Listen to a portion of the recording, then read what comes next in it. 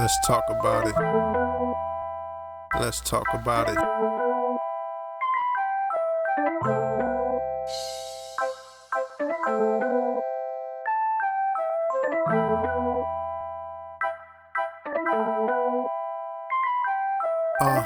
Pull up a seat, there's something unique. You now tuned into something you ain't know that you need. Let's talk about it with Brenda. This high level conversations. Engage the community and change the vibrations.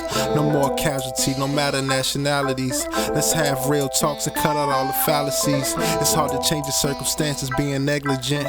Empowering the people, you could be the president. Let's start programs and reach all the youth. If history been twisted, we should teach all the youth.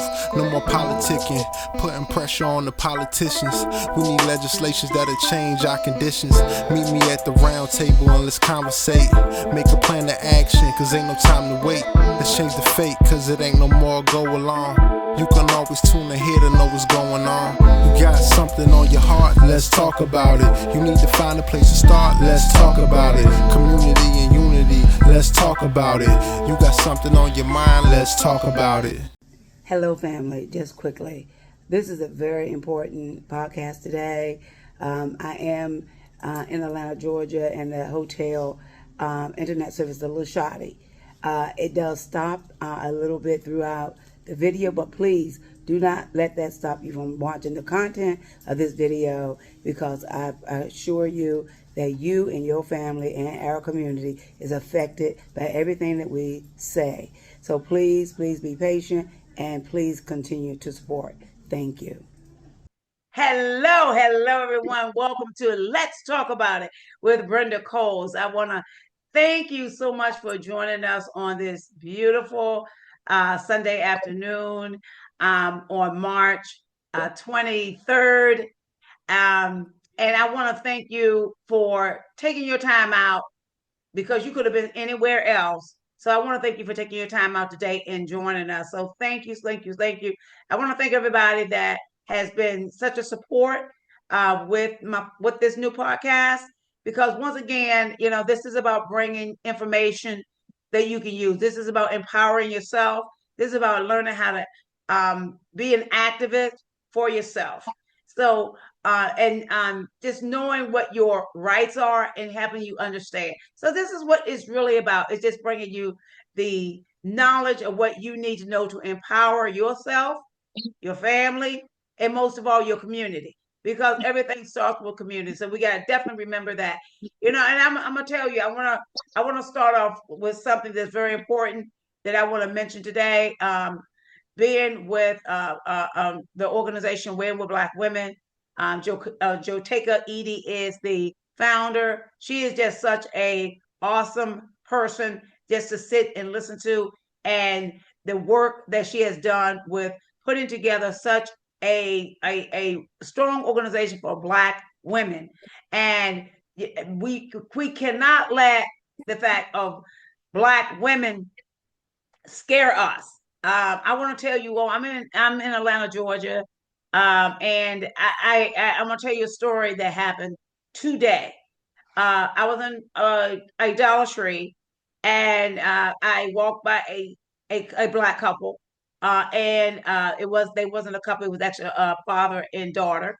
And I said, "How are you all today?" And the man told me that they was trying to make it because he lost his grandchild, and it was her son.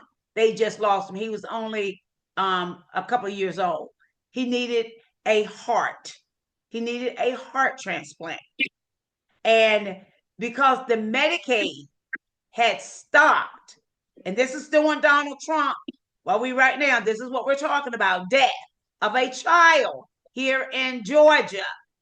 Because the Medicaid stopped, they could not get the heart that this child needed. They could not get the care that this child needed right here, right in my face, as I'm seeing this family. And they showed me the birthmark of this child.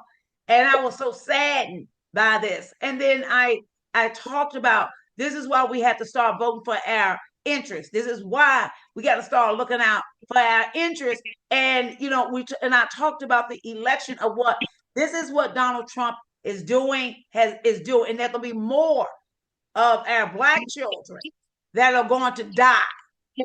And the father actually did not vote. And I asked him, can I ask you why you did not vote? And he said to me, because, what was the purpose of voting a woman in the White House when there was only going to be a woman and all of these men? And I said to him, let me tell you the purpose. I said, this is going to hurt you a little bit. I said, first of all, I don't know what you're talking about, all these other men, but let me tell you the purpose of voting Kamala Harris in. It's because your grandchild could be alive right now. Your grandchild will be alive. Why? Because your Medicaid wouldn't get cut off.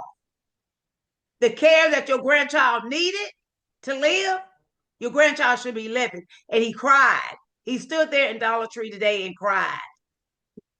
And I wasn't trying to be cruel. I was being realistic. And he came over to me and he hugged me. His daughter said to me, he needed to hear that. We exchanged numbers. And I gave him my number. He asked me for my number. And he actually texted me later and told me thank you, that he really did need to hear that. And that he will never sit back and not vote because it's a woman or a Black woman. This is important because I did have to explain to him, you was birthed from a woman. You was raised by a woman. And a woman was there for you every time that you needed them. I don't care if it's your birth mother or some other mother. Some woman was there for you. So I think these are very important pieces. I just wanted to bring that because that was real life that happened with me here in Atlanta, Georgia today. So I think that's very, very important. I wanted to bring that up. So I definitely want to bring up the fabulous work of Women with Black Women. For those that don't know, it's a great organization to be a part of. For those Black women that are not aware of Women with Black Women, is 99,000 sisters that's a volunteer within that network. And I want you to listen to this word. It's over 250 billion. That's billion with a B. Organic, social, and media impressions that's dealing with this network. So if anybody don't think that they're not making a difference, they are making a difference. So if you wanna join, go to Facebook. They're on Twitter. They're on Instagram. But on one of the meetings, my dear sister that I admire very much, and she spoke about, and I'm sorry, I just had a this is just real stuff. I had a brain freeze. She's one of my idols, and I just had a brain freeze. Donna Brazile was on one of our Zoom calls. She's on all of our Zoom calls most of the time. And Donna Brazile is one of the most powerful sisters that I know of. And she broke down because of where we are today.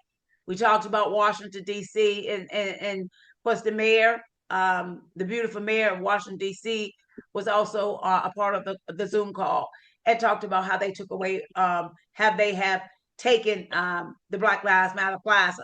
We got to understand that what they're taking away little by little. And they're also taking billions of dollars in the Washington, D.C. budget because they're trying to federalize it and make it a part of the federal government, and it's not. So we got to remember that, and we got to stand with our sister, with the mayor, with our sister. And because this is very, very important, because she needs our support, and we need to stand with her. With Mayor Bowers, the mayor of Washington, D.C., we need to stand with her. And our sister Donna Brazile talked about Chuck Schumer and the movie that Chuck Schumer made last week. That it was very devastating to all of us. Because guess what? That move that he made is now going to affect their children and school. It's going to affect their children. Now, let me stop. because I need to get to our special guest. We have a dynamite guest. You all have heard me talk about her. And on almost every episode, I only have but 3, but every episode, I have talked about Bernadette Lark. Now, those of you that don't know Bernadette Lark, this is the baddest advocate of my lifetime. I have never met anyone like Bernadette Lark. I've told Bernadette this so many times. I just never met anybody like her in my life. And when it comes to advocacy and the work of an advocate and what they do, and you need to get the lessons from Bernadette Lark. And I mean that for even some of the top leaders in this nation. Because the work that I have been privileged to work with my sister, my dear sister Bernadette, because I'm gonna tell you something, I've worked with top leaders. The ones that are considered top leaders in this country, they can't even touch Bernadette. And I say that, and I mean that. Why? Because again, I don't think they can, for the simple fact that when we're talking about community, Bernadette starts in community. And nation leaders, they work in nationally and globally. Okay, so a lot of their work are actually done before they get to that part. So it's not the same to me. It's not the same change that we do on the ground. It's just not the same. Because if we don't start locally and on the ground, then guess what? I don't care what you do globally. You didn't do it, but somebody else did it before you got there. So let me introduce my sister before I keep on going on. Okay, this is Bernadette Lark, also known as BJ. Is a grassroots educator, organizer, and advocate. She has served as advocate for over 100 cases, both local and national. She is the founder and executive director for Community Arts Reach Organization, a South Carolina native, Gullah Geechee, daughter of a pastor, ministry, and family of musicians. She has been surrounded by great examples of service. Obtained her MBA, BBA, and studies in education. She serves as Virginia Theomusic Logic. Look here, I can't get that word. We'll talk about that with Bernadette. for the Poor People's Campaign. Reverend William Barber is a member of the environmental justice group Artivism Virginia and Sun Sing Collective Band. She is an active member of the Southern Christian Leadership Conference Arts Director. She is employed as youth educator and vocal choir director at Jefferson Center Music Lab in Roanoke, Virginia. Her profound work has stretched internationally in places like the UK, Shoreditch, London, and Wales. Now, I can't say any more than that, so I definitely have to, and just so honored to meet my dear sister, my daughter, Bernadette Lark.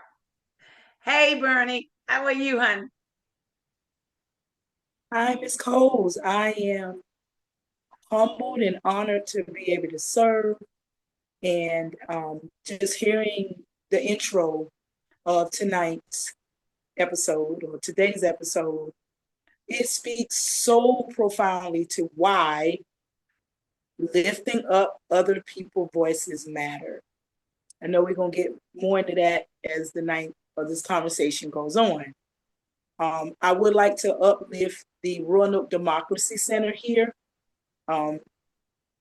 Center for Common Ground, Andrea is an amazing individual that supports that work. So when you was talking about the power of voting, we have to care. And I never asked you to vote for the country or the state or the city. Vote because these issues, some of what we're going to talk on tonight, matter. And because we're in relationship and I care about you, you should vote, because that's going to make the difference in the result for what impacts my life. So we'll get more and more into that, but I had to uplift the Road to Democracy Center, where I do serve as co-lead and program organizer. So I'm excited to be here with you yourself, Giant Advocacy. I think back to years ago when I had put out a clarion call to National Action Network for the state of Virginia for a young lady who had suffered severe injustices at the hands of a school. And I'll never forget, they said, I need to connect you with Ms. Brenda Coles, because Ms. Brenda Coles is actually one of the only active NAN chapters in the state of Virginia. And you promptly responded. And we have been connected in good work since then. I remember you came down with not one van load, but 2 van loads of people to support this young lady and her family at my school board meeting. Your numbers tripled the community support all the way from Richmond. So that's not talking about it. That's walking about it.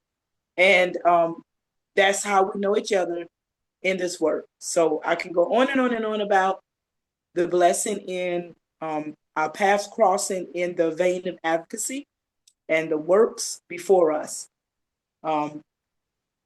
You know what the scriptures say.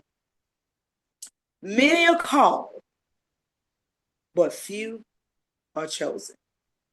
Oh, that I'll tell you, Bernie. I will never forget that call, and I am so blessed that from that day when we met, when you called me, and I was more than happy to put out the call for those that as Bernie said, I was the president for the Richmond, Virginia chapter of the National Action Network.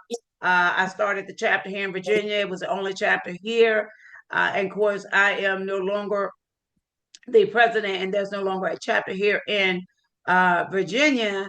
However, my work is still the same. Nan still reaches out to me and to us on cases. So we actually have cases even to this day that still comes through the National Action Network because of my connection with Nan, with my very dear friend that passed, attorney Michael Hardy, which was the general counsel for Nan, and then also with Reverend Sharpton, and so I also sat on the national crisis team for Nan, where it was that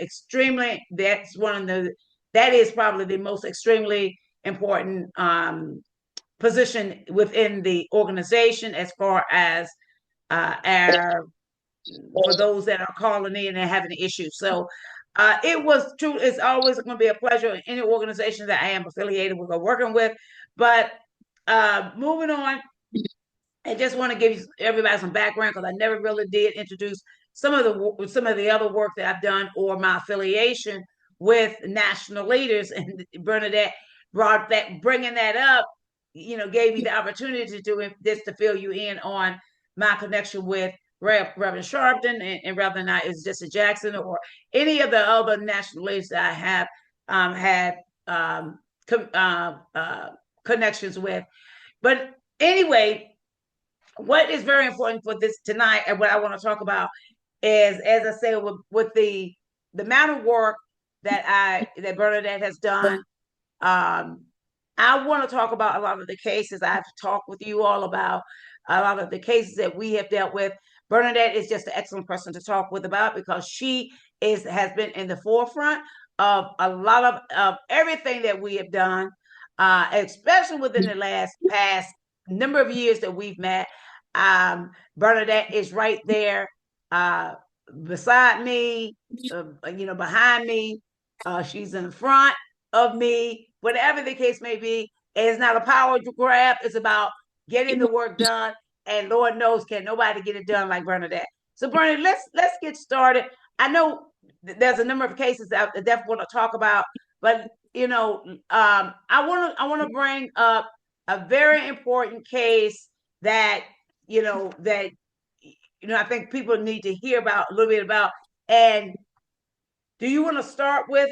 And I think it's very important to start with the Stokes, Mr. Stokes case, and Yeah, I definitely would like for people to hear about what has happened to Mr. Stokes down in Emporia, his daughter, and you are with and working within the vein of that case. definitely. And as we get into these different stories, one thing I want to point out to the listeners, when as an advocate and emotional support, when we talk about systemic changes and how we want to change community, we often talk about policies, program, and plans. But the real transformation, the true healing, begins with people. And it begins with presence, which is what advocacy and emotional support highlights. Don't forget that people and presence. When we talk about advocacy and emotional support, they're not optional in this work. They are the heartbeat of it. Talking about the Stokes family right now is a huge, huge thing that the nation should hear about. This is a true story of a family whose daughter literally had been involved in a fight, a single fight. You're talking about an honor student who's never in any trouble, was in a fight, and was ordered through the court through some processes. And the family asked for help for emotional support. It was depression and some other things that the daughter was dealing with. Let's fast forward. Through the Community Services Board referral, they were introduced to a nightmare that ripped and pretty much brought horrific trauma. And I had to stop and think about a word, and there is no other word, fancier word, it's just horrifying. Just a quick summary.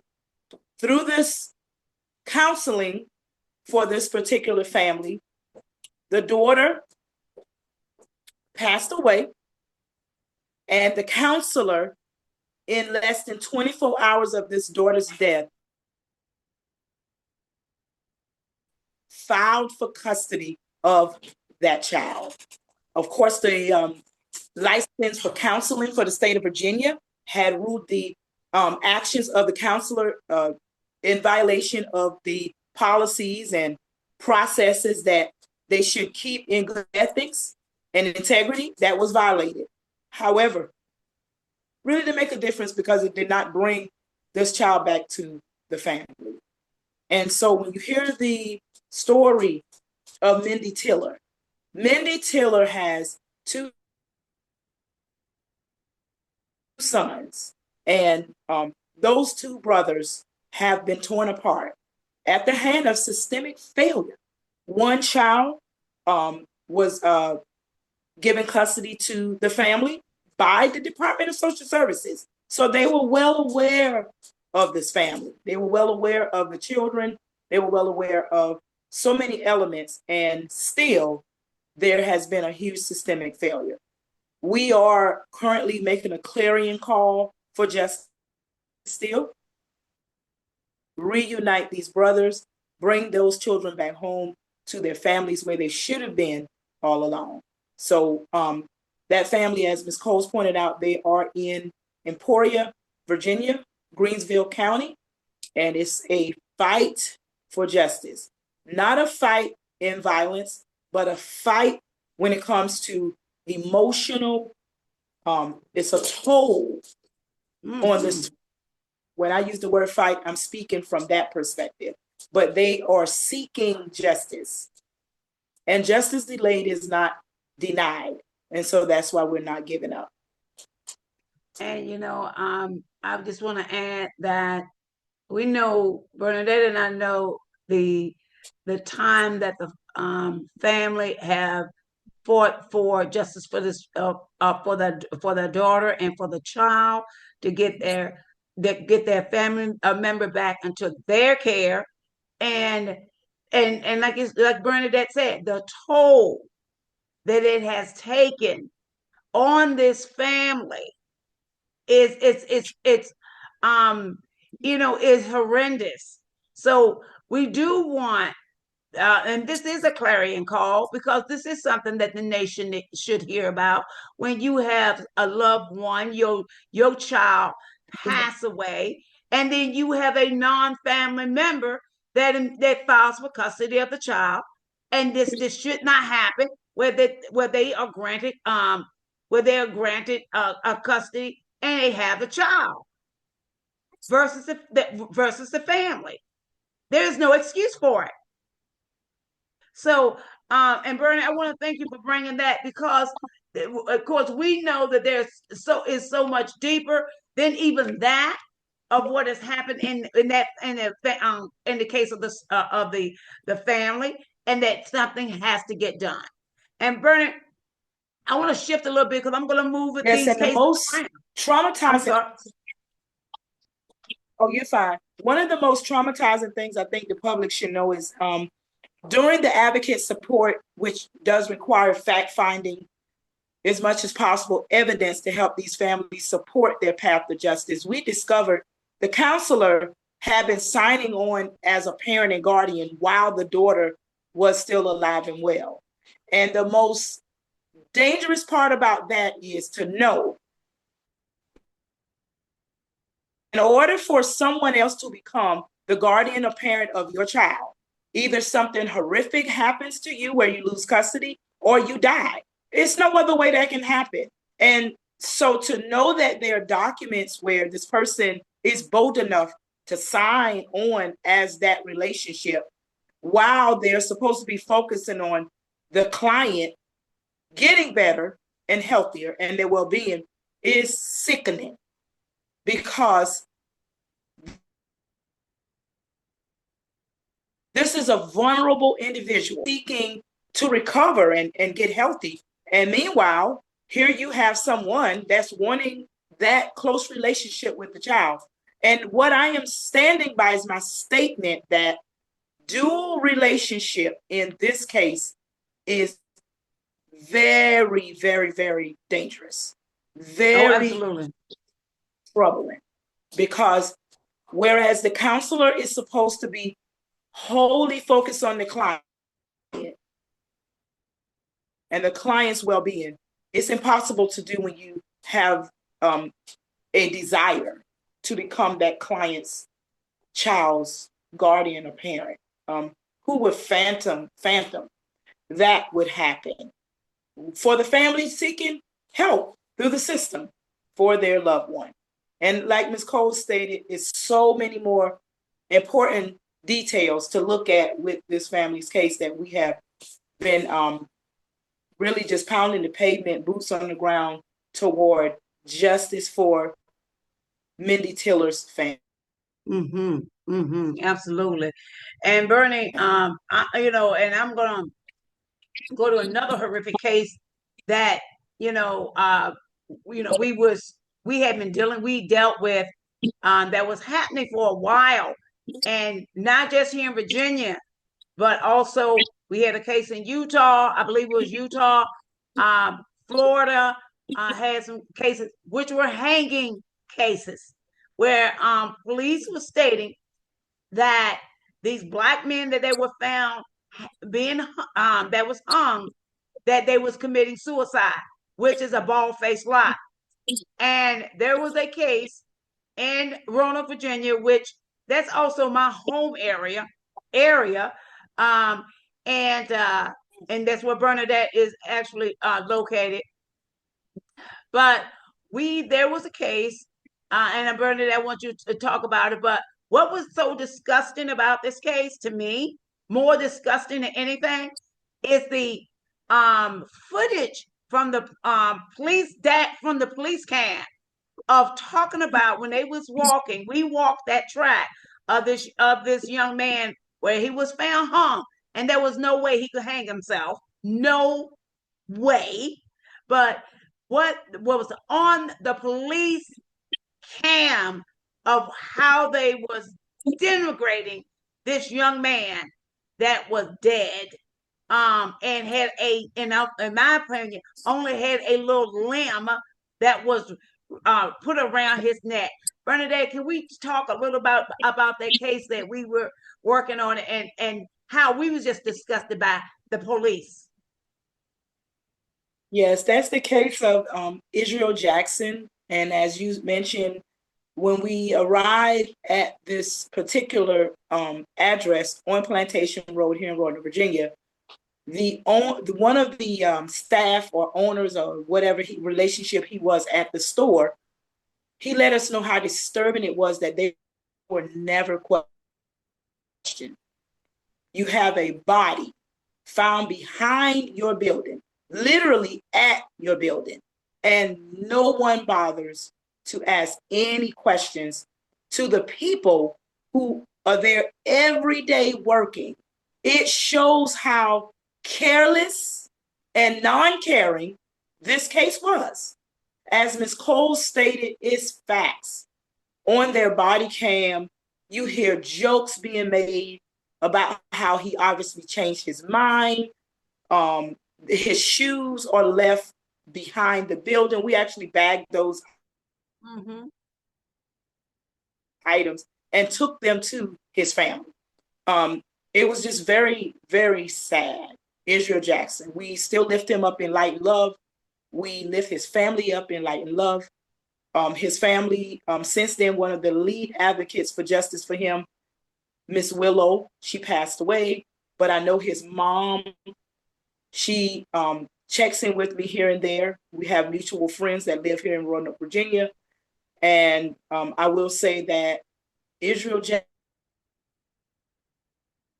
Jackson's case, through his family, will be alive and remain open for justice, because they are still begging and pleading for answers to their questions.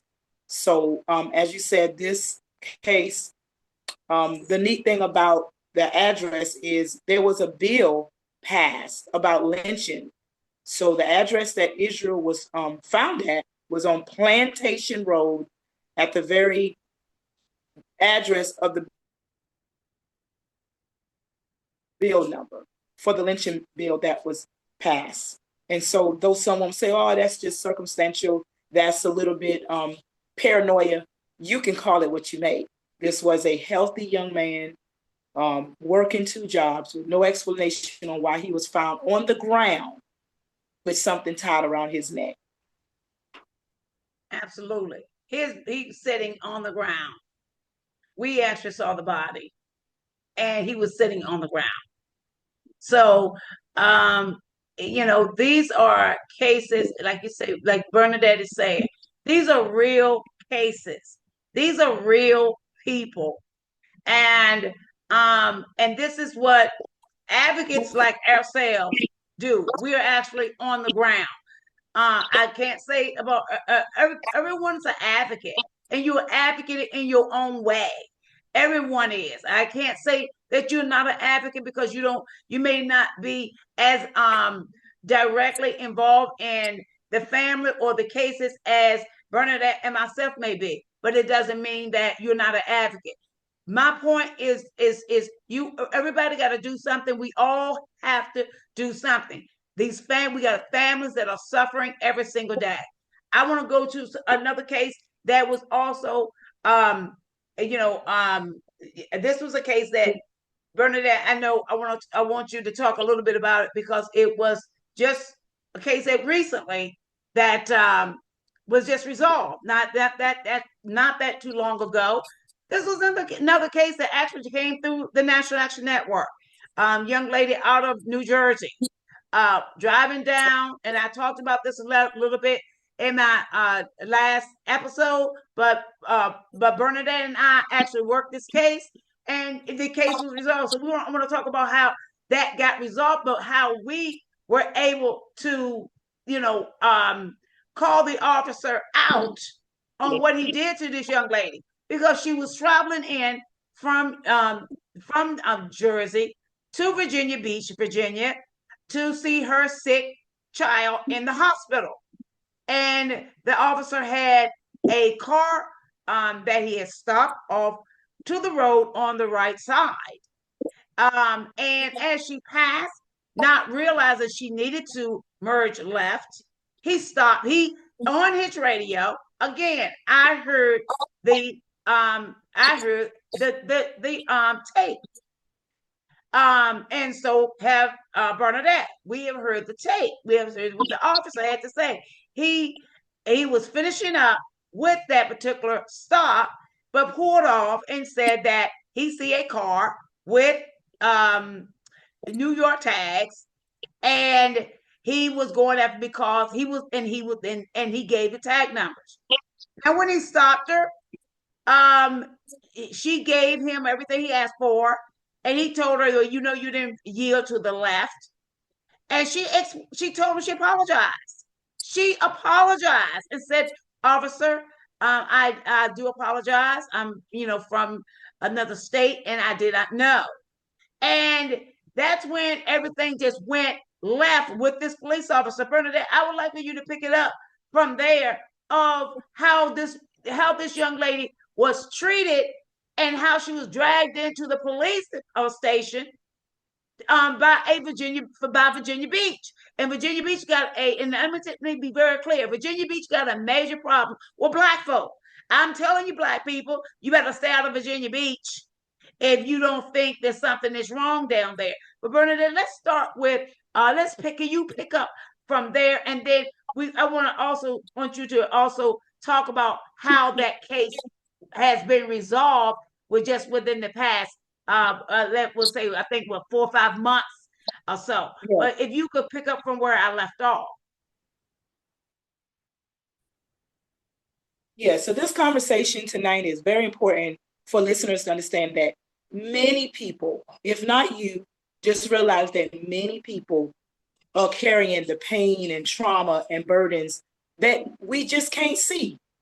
And while fighting for justice, we must hold space for healing, for that kind of care, for a listening ear. And as you was encouraging everybody that's listening, you can also be an advocate. Even if it just means gentle encouragement. It just reminds people of their worth, their worth, their worth. Like you were lifting up Miss Shanika. Miss Shanika was a visitor to Virginia, wasn't thinking about, had no malice intent at all. And they wanted her to veer over, of course, for the safety and well-being of the officer at the stop. Miss Jarrett stood up for what was right and fought for justice. And she was able to have that case dismissed. The officer blatantly lied. I don't know if you all want me to go into each point of his lie, but he lied. And what I always tell people, it is never against the law for a police, a law enforcement, or member of law enforcement to lie. The only time it is a problem or unlawful is if they're lying under oath or they're lying and they themselves impede some type of investigation or progress to an investigation. Otherwise, they lie. In this case, the officer lied on Miss Jarrett. Miss Jarrett was arrested. Miss Jarrett was assaulted and battered.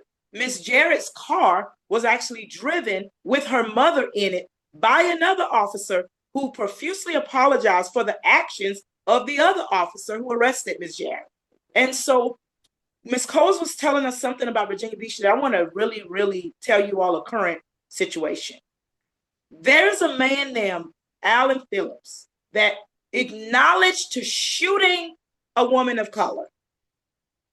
He informed law enforcement by their testimony under oath. He shot this woman of color because of how she looked. Point blank. Mr. Alan Phillips was allowed to be bonded out of jail quickly and was allowed to go on vacation with his family out of the state. Now we have another case of a Black man did not shoot anyone, has a really strong alibi that whatever they're making up against him is false. His name is Quia Robinson. He's a ward of the state of Virginia. Yes, a ward due to mental incapacitation. He has been sitting in jail for over a year and a half. He was held for months in a mental health hospital, needing treatment under heavy medications. What story does just that picture of facts tell you about the current lack of equitable treatment, the lack of equitable access to justice, of equitable care? It is just facts. No matter how you look at it, no matter how you want to chop it up, these are all facts. And yes, we pray justice for Miss Serena. Miss Serena was the victim, traumatized by the shooting. And so we don't take that lightly as we call names of people we advocate for. They trust us to bring that healing. They trust us to help bring justice. And I have to give a shout out to Ms. Cole's guest from last week, the powerful Queen Lily Branch Kennedy. Lily Branch Kennedy is who introduced me to Quia's family, who was just asking for someone to hear their voice, asking for someone to stand with them for justice. And that's all we do as advocates. That's all we do.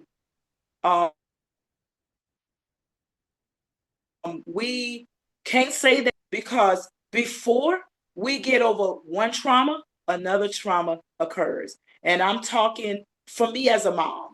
My son right now sits in Roanoke City jails for delivering his mother batteries to my school on private property, by the way. This happened on Tuesday. So again, before we get over one trauma, another trauma happens. But here's the thing. We will not stop until things are good for all, not some, in our role of advocates. And I know you saying it's better than it was when we were enslaved. Well, guess what? Better has never meant good. And until we can say things are good for all, at least the way we have access in our current system, we won't stop. We won't stop. So I can go on and on about the vein of advocacy and why it's important to, be an ear, even if it's just, like I said, a gentle reminder that you want to encourage someone. We're in this together. And we are. And let me say something. Bernadette is being very modest right now because, and I say that, Bernie, because the work and Bernadette is always so gracious. And I always say I always feel that she's being modest, but she's just gracious of the work because of the work she always calls us. I am here to serve. And so we are here to serve, but it doesn't mean that like you say, that trauma goes on and on and on. And like I say, we got so many cases that we work, and I don't think people understand we don't take it on personally, because we can't. Because if we did, we would never get anything done. That is what we do, and that's the professionalism we have to stick with as advocates. I always would say, because Bernadette has this major legal mind, and then with my background in mental health and social work, it works so well together, because I can always hear the emotional side of the family, but Bernadette sticks to the legal side of what's going on, and we deal with it. But there are cases that even lawyers won't even take. And I want to be very clear about that. There are cases that Bernadette and I will take on that lawyers won't take. But this woman could write one letter. And I'm going to give an example. Bernadette, let's talk about the case of Walmart in Danville, Virginia. And Miss Dobson, and being called a nigger in an email by Walmart. And let's talk a little bit about what happened in that case, and how one letter from you was able to get it resolved, and how that case was resolved through advocacy. Once again, advocacy. The people that we are talking about and all these cases, their cases are resolved. And for the most part, we got other cases that we are still continue to work on to get justice. But a lot of these cases that we are going to talk about, a lot of these cases have been resolved through our advocacy and standing up, speaking up, showing up in the courts. We go to the courts with them. We are there. We bring them in from the state, from New York, New Jersey, wherever they came into Virginia and had the problem. We're bringing them back in. We'll put them in hotels. We are taking them to the courts. We are there to support them. That's what we do. So I want to talk about, but let's talk about this case with Walmart. So Ms. Dodson. In the case of Ms. Dodson. Yes, in the case of Ms. Dodson, she was returning an item that she purchased, or that was purchased for a family. And the disgruntled representative of Walmart called her the N-word. And we pretty much blew up the email that calling her the N-word. And we let Walmart understand something that we missed in history with Rosa Parks. Folks, we got back on the bus. We should have allowed the bus system to shut down. They weren't new CEOs. There were no new owners. We saved the bus company. There is power in the mighty dollar. The bus system did not stop running when Rosa was arrested and we stopped riding. They rode on just fine. What made the difference was the boycott, the resistance, people. We got off, and guess what? The company almost collapsed. We should have taken all of our resources and started our own bus company, or figure out a way to continue without bowing to a system that refuses to be equitable to all people that they serve. Walmart, in this case, knew that that type of email exposure to the public would cause a lot of backlash with people of color, particularly Black people. And they offered a settlement. I don't have a non-disclosure because I was not the victim. I worked as an advocate and emotional support, and I can tell the story about what happened in this case. So we blew up the poster of the email, told them that we would share it with the public, and we did. It was not a threat. We did, and we wrote the letter informing Walmart of how much harm this had done to the victim. They were the offender, and they offered a settlement just like that. One thing I do want to point out about that story and why I likened it to the Rose Park story, people, when we document the best we can, it matters. Holding accountability the best we can, it matters. Being able to put together a timeline of facts as best you can, it matters. And here's the thing about advocates that I don't think people understand. We don't ever go seeking cases. We don't run ads. We don't market. We don't do that. We don't do that.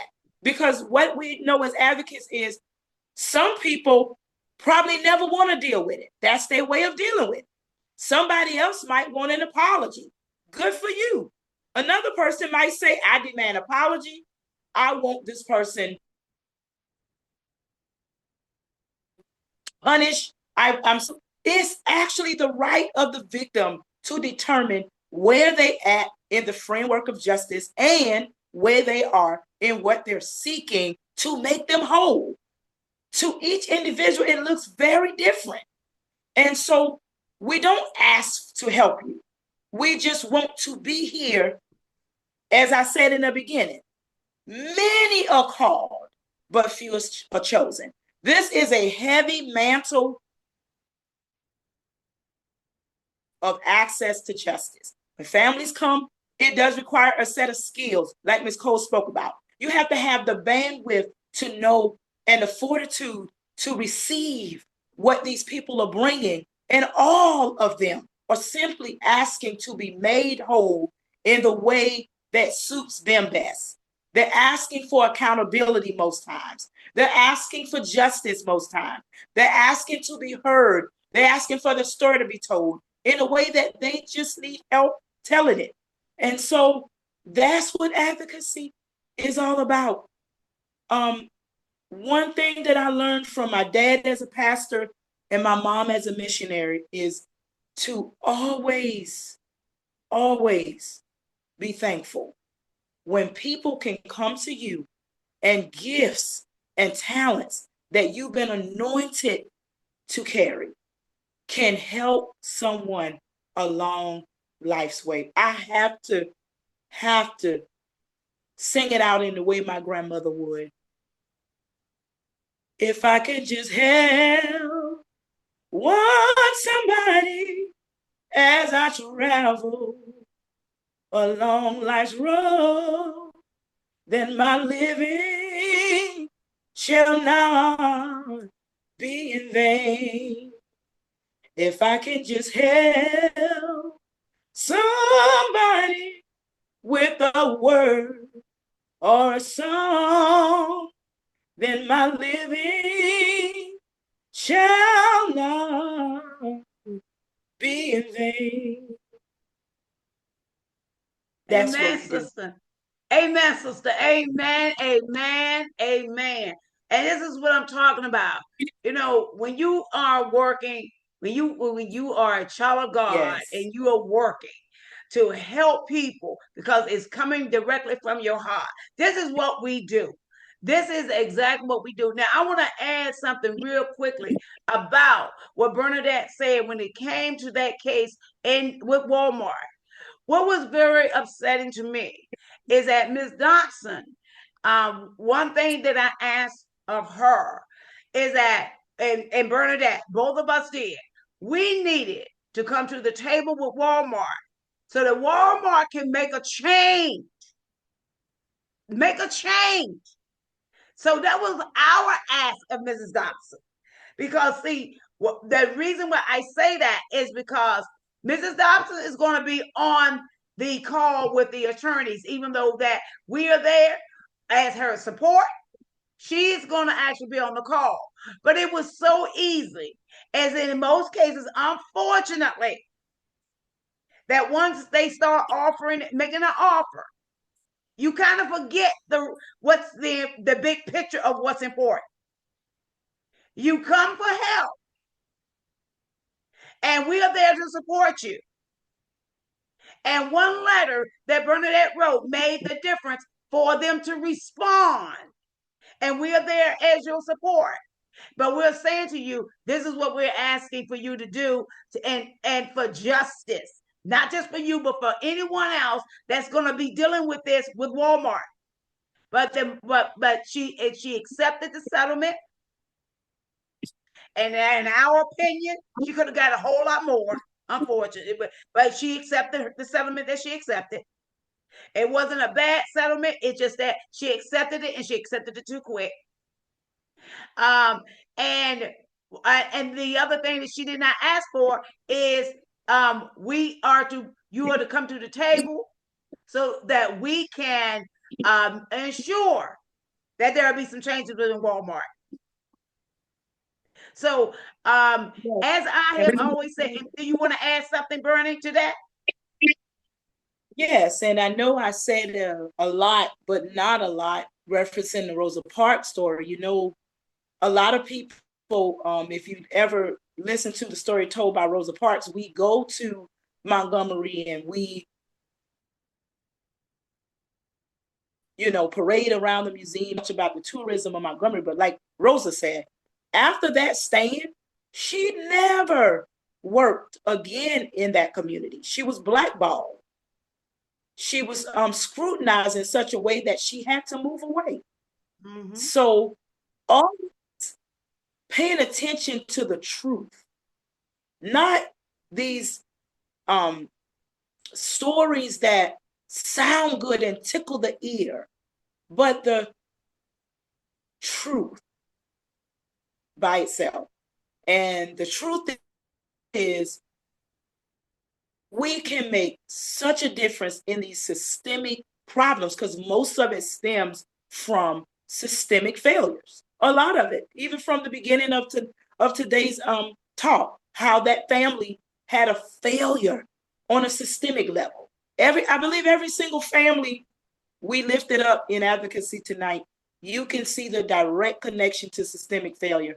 And I know I'm taking it personal because my heart is heavy as my son sits inside of Roanoke City Jail because of a horrific, unexpected incident where I sent my son on an errand to get batteries for my bubble machine. Thank God we have surveillance on the property and inside my school. My son is seen at 12:31 p.m. with the bubble machine in hand, trying to work on the battery, put the bubble machine back. 12:43 p.m., my son is checking out with $11 and some change worth of batteries from the neighborhood Dollar Tree, less than about a mile or two away. At around 12:51, as my son backs his car into a private parking lot of my school, he gets out with only the bag in his hand to give me the batteries, passing it toward me. He is slammed around, pummeled, and choked. And mind you, in Roanoke City, if you look it up, choking is prohibited. Absolutely. It's prohibited. Clearly says unless it is deadly force necessary. But my son was charged with obstruction without force. So there was no deadly force that he presented that you had to choke him. And do you know, as much of the screaming I was doing, stop, stop, stop, stop choking him, it was just a bag of batteries. He only releases my son's neck when he is tapped by an officer in street clothes, who I now know as Detective Bridges. Detective Bridges tapped this man's arm. He doesn't say to him, stop what you're doing, you're wrong. He taps him. When are we going to see a system of accountability, morals, ethics, and integrity? If we get that, we would have to advocate much less. But until we get that, we can't stop. I will say to you that my son was then handcuffed and placed in a police car with a knife and a sharp object in the seat of the car. He was blessed to be able to see, to say to them, you got to take me out of this car. Can you imagine had he been pepper sprayed or caused to head injury where he couldn't see? Oh my, yes, definitely. Can you imagine what that car ride was like? Oh, absolutely. So we are on the post. We are on the battlefield. We are standing with you all. And I ask you to stand with us, community to community, state to state, nation to nation. We That's the right. people is where it's at. Find out who's missing. For the last few years of all the campaigns we ran, whether it was voting campaigns, engagement in community campaign, looking at key issues campaigns, we cared about who's missing, and we will continue to care about who's missing and why. Because when we unite as a people, we cannot be divided and we cannot be defeated. And that's right. Amen, Bernadette. And let me tell you, I want to add something that you said earlier, Bernadette, when we talked about what people need to start doing and being able to hold those accountable, is that for you to be advocating for yourself, is that, you know, it is important. Facts are important. Facts are important. Details are very important. Don't wait later and say, I can't remember. You write it down. You write down the name. You write down the time. You get those facts. Because see, when you call us up, we need to have that info, those facts. Because it makes it easy to be able to hold those accountable, to get justice for you when you are reaching out for someone for help. Because we have people all the time tell us, well, I didn't know what to do. I didn't know who to call. This happened on this day. I can't recall. Well, this is the time now for you to understand what it's going to take to get justice for you. And what it's going to take for you to advocate for yourself. Yes.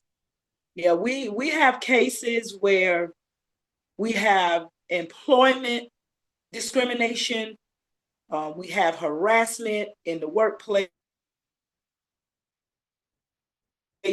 We have people being harassed and profiled.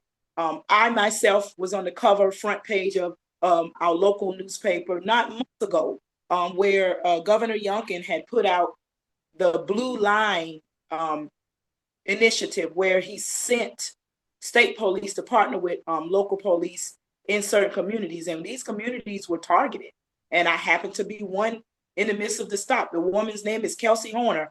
Officer Kelsey Horner pulled me out of my car in front of children on my block, cut my arm with her cuffs for no reason. There has been no accountability, none.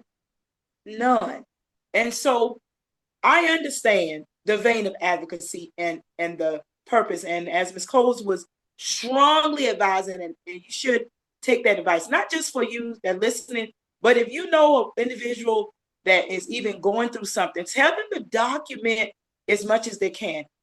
In Virginia, you have a right to record. It's a one-person state. You don't need to ask permission. You can record for your records. Record them. So keep records of these occurrences and incidents, because when we hold people accountable, you have to start with facts. Facts are used as evidence to win the argument if it ever goes to court. That's how cases are won.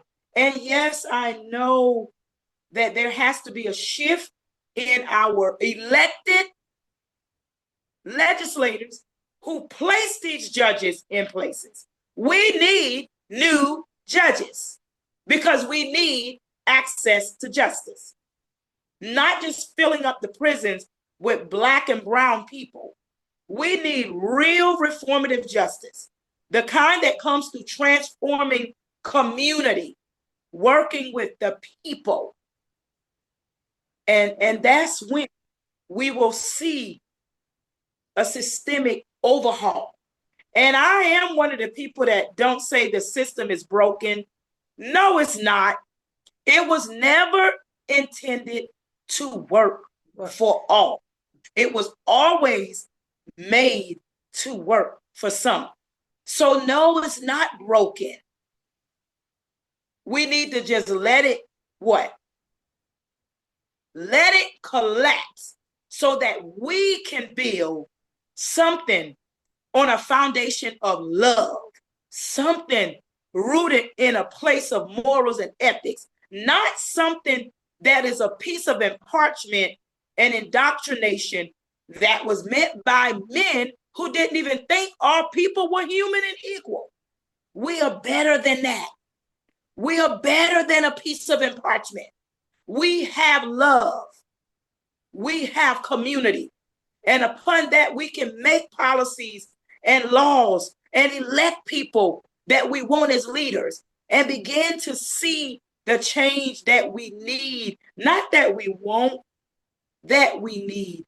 Ms. Cole started this conversation out in a space where I hope it resonates deep, that you can't salute, that you actually do something about what you heard. A child lost their life because of a person and people and policy that the person and the people made. The power of people will always be. That's right. And Bernadette, we've got to get it together. We got to.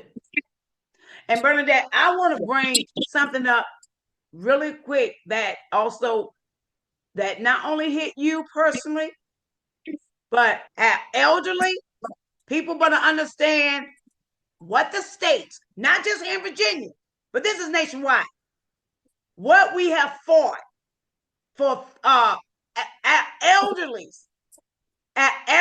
family that once they become incapacitated, what the state has done to our family members, and in my opinion, is nothing but modern day slavery.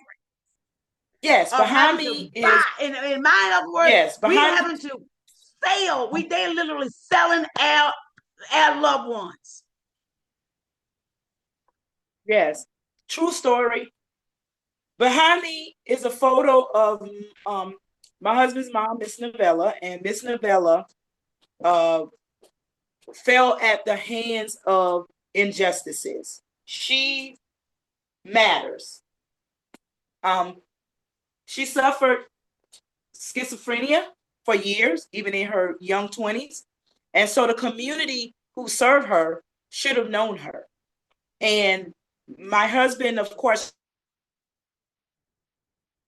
trusted the community to serve her because that's what he was used to growing up with community, helping to serve his mom in the situation. Let's just say that because my husband wasn't wealthy to pay a bond that was put on his mother's head, her guardianship was auctioned off in the Virginia court. Yes, I use these words intentionally because it's true. They did not just trust her with her only adult child. She has no more children other than him. And her husband, her spouse, had died years prior.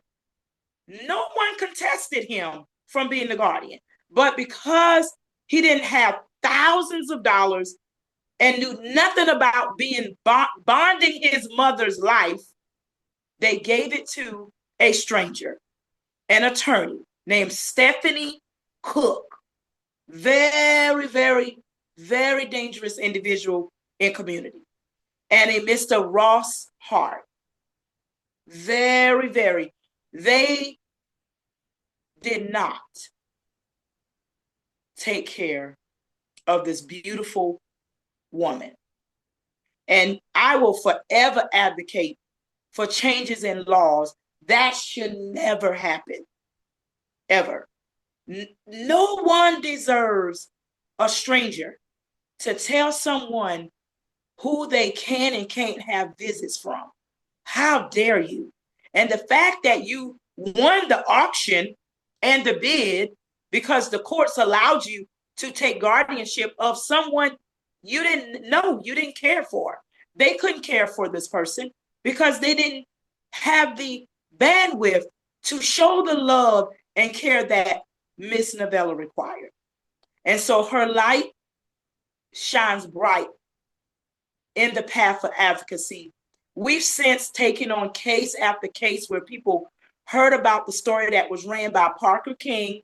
He wanted to do an actual series on the abuse and neglect of our elders, loved ones, in specific cases like Miss Novella. And we did run a story twice about her story. She died, unfortunately, during COVID.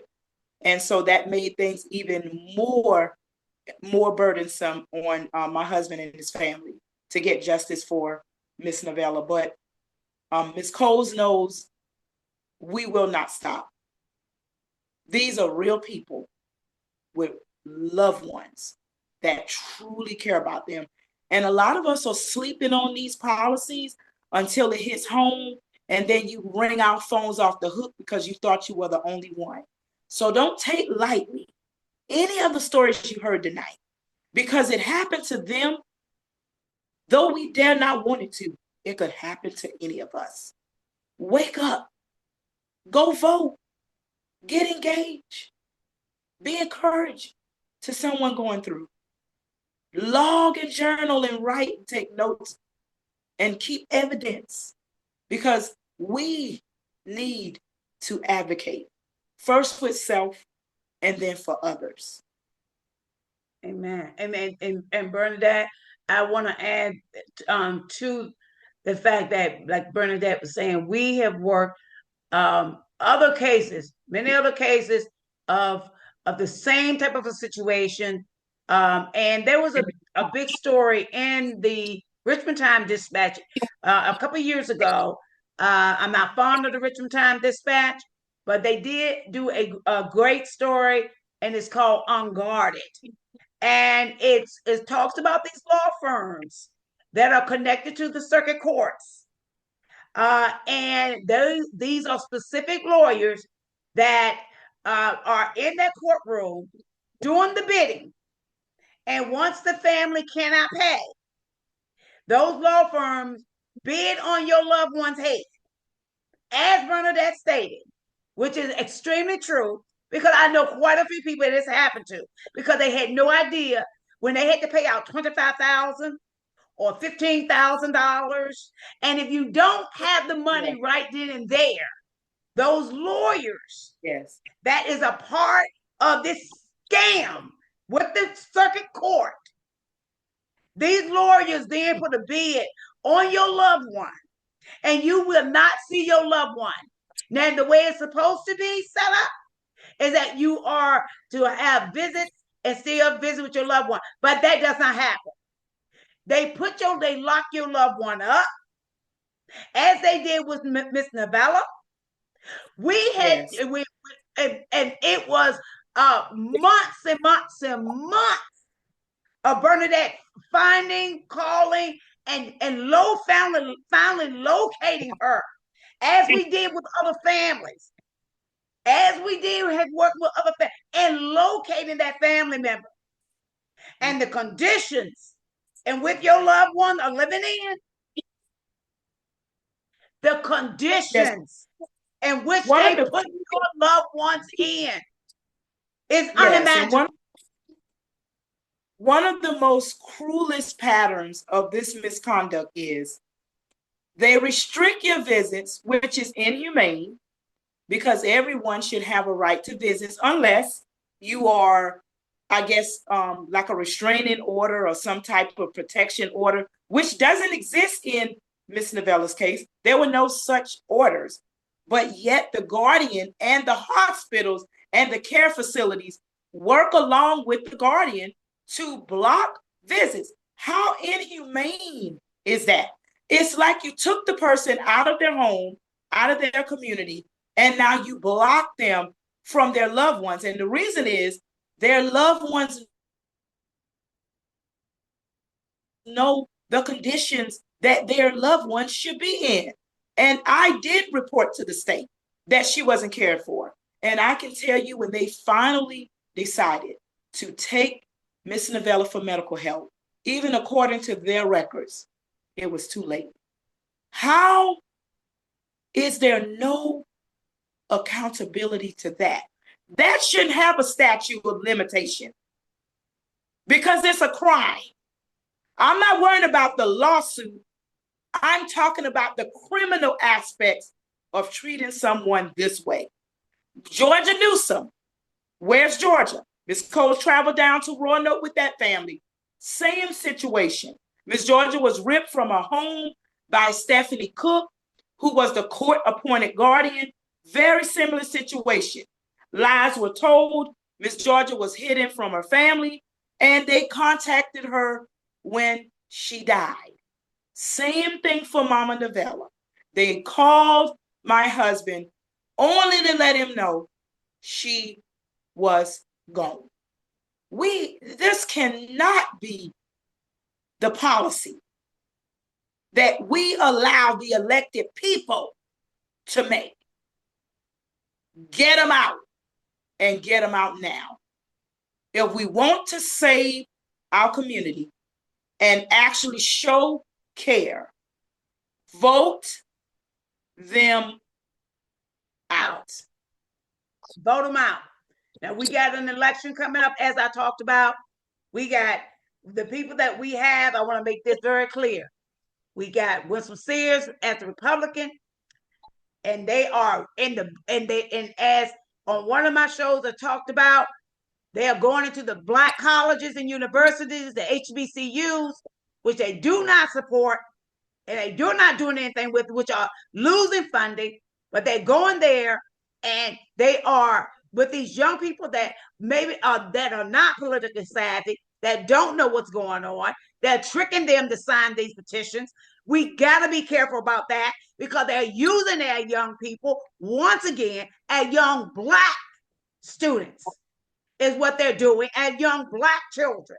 So we got to make sure that we keep our kids involved in what's happening today, who is on the ballot, what they stand for, and what is in their most best interest to vote for. We got to be clear on that, because we are in dire straits. We have been in dire straits for a very long time. For a very long time. And I know time is getting way past us, but Bernadette, I want to bring up another case, and let's talk about that, and then I want to definitely ask you back, because I think what I would like to do with you is do a show that's going to be live, because of the work that we do together, and I would love to do a live show where people can actually write in and ask questions, so we can ask those questions. So I would love to have you back, but I do know that there's one case that I definitely want to mention that we've got to bring in, is Michael Weish, a case. This is another case that I know I've worked on it initially with you, still on it, but not as much as you have continued to help this young man and where that case stands. But once again, I want people to know we work it across the board. It doesn't matter. We're talking about hangings. We're talking about children. We're talking about housing. We're talking about civil cases, discrimination. And when it comes to, and let me say something about Bernadette. When it comes to unemployment law, oh my God, this woman knows it like the back of her hand. I have just never known anybody that know employment law the way Bernadette know employment law like the back of her hand. So, but I'm going to tell you, there is nothing that we haven't touched. Absolutely no type of case that we haven't touched. But I want you to touch on Michael Weiss, and then we're going to begin to close up. But I'm definitely going to have you back on a live show. Thank you, Ms. Coles. And again, I'm humbled and honored to serve with you. Thank you for your kind words and compliment. And we understand that in the case of Mr. Weiss was leaving work, pulled in at a 7-Eleven store, and pretty much was violently attacked by law enforcement.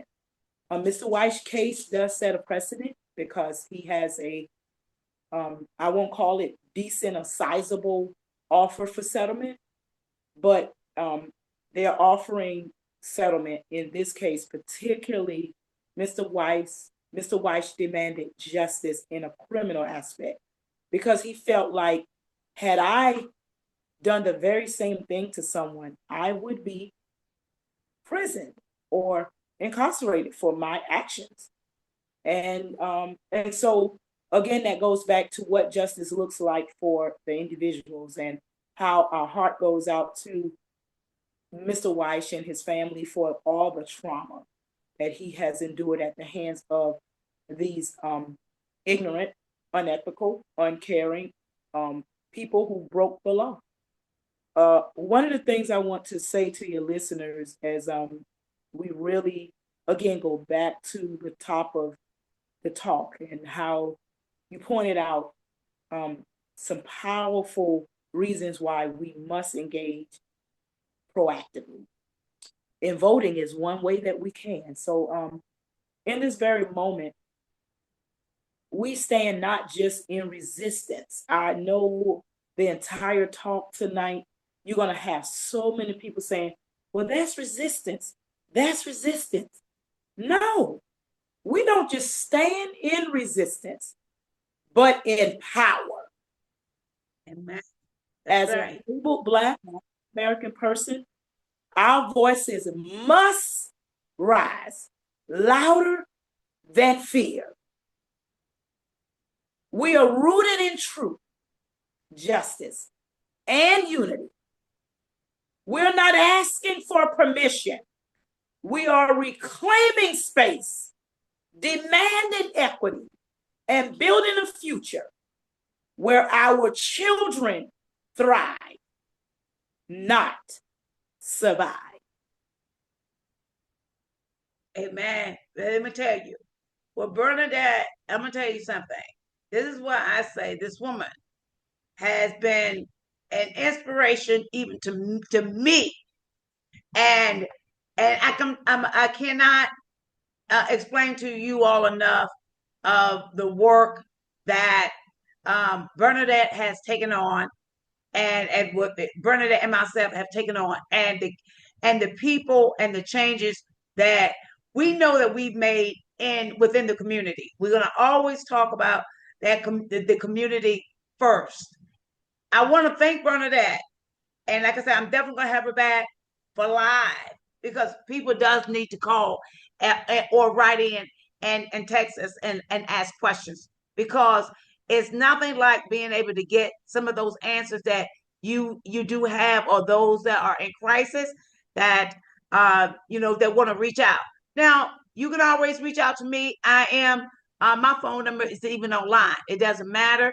But Bernadette also is the director of Community Arts Reach out of Roanoke, Virginia. I can't tell you all the work that she's done with the children. These are kids that does not leave their communities. But guess what?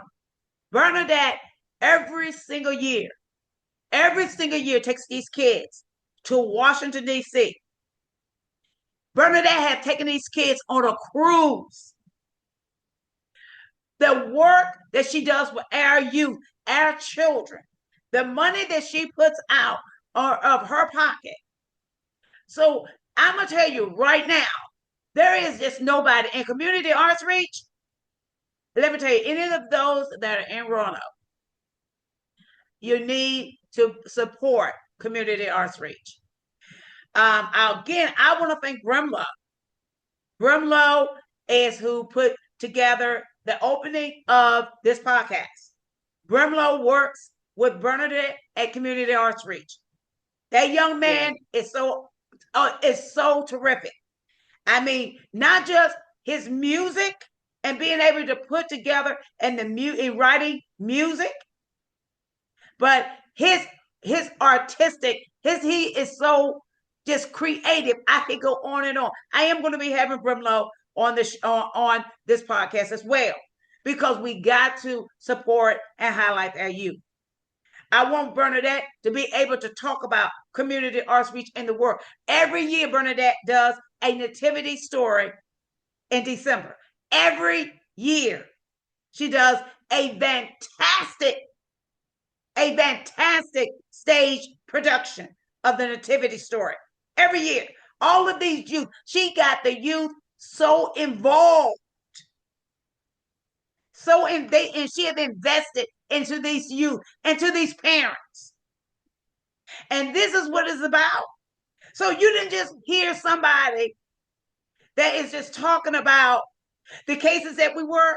You hear somebody that is invested in the community. So I'm asking the community, especially the community in Roanoke, my home area, to invest back into what our community arts reach. Invest back into Bernadette's Montessori School. She has a Montessori school in Roanoke, the only Black Montessori school that's there. And our does a fantastic job. Yes, and Bernadette, talk a little bit about your school. Yes, our definition of Montessori, because a lot of people will come and probably be shocked. Our definition of Montessori is just allowing the children to learn by having fun and exploring. That's how children learn, by having fun. And so we do redirect. A lot of Montessori curriculums don't. We believe in redirection because we know that a lot in our culture, a lot of families want their children to be redirected to positive reinforcement. So we do redirect in a positive way, but we also allow our children to develop as children by having fun. They learn by having fun.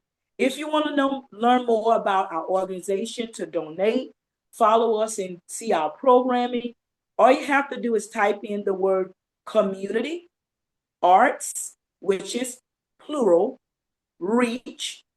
So that's community arts reach, all together, no spaces, .org.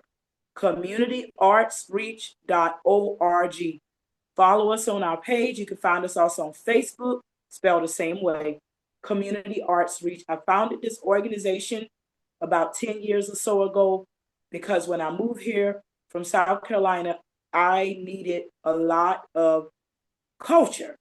And a lot of things in Southwest Virginia here, it did exist, but it just wasn't readily accessible and available for all of the people in the community. So I just created one path to resolution. It's not the only, but one. And so Community Arts Reach, we're still here in community. We tend to go to where our children are. We love serving. We believe in the power of education, and not in a traditional way, but we believe in education in the sense of we learn through lived experiences and what we expose to. And I am a strong believer that arts is not a dessert, but it is the entree that teaches how we can express ourselves in a healthy way, how we can be creative, how we can imagine and dream, but actually do the things that we had envisioned and imagined and dreamed. And so I'm a powerhouse when it comes to the arts and what arts can do. So thank you, Ms. Coles. I know me, you can go on and on and on. We can. But I think for every opportunity to lift a voice, tell a story, share in the work. And my prayers that may God continue to bless you and keep you and your family. Thank your family for sharing you with the community to uplift so many initiatives and people throughout this time. So a special thank you from the Community Arts Reach family, from me and Duran and my family. We love you. We thank you. And I want to say to all your listeners and audience, blessings and peace to you all as well. And thank you, Bernadette, from very much. The last thing I do want to add is Bernadette and her husband, Duran, are musicians. They sing. And when I say they sang, they sang. So, you know, they you can also book them. Bernadette is asked to sing all over. She's asked to sing all over the world. She has been asked to sing by artists, for to sing with art and for artists that we all hear about. So I am always in awe when I hear her sing and with Deron, and then when they're singing together, I'm always just in awe. And because it's so beautiful, but I call her the Aretha Franklin of the Southwest Virginia. So, but anyway, Bernadette, I want to thank you once again. I want to thank you. I want to thank everybody for joining us on Let's Talk About It with Brenda Coles. We got so much more to talk about, and we so much more that we are going to do, especially when it comes to Bernadette, because she got so much to offer to all of us. But I want to thank you, Bernadette. I want to thank you, everyone. I want you all to join me next week. Next week, we're going to have another Dynamite special guest. But please join me next Sunday at 2 p.m. On Let's Talk About It with Brenda Coles. Thank you, and have a great day.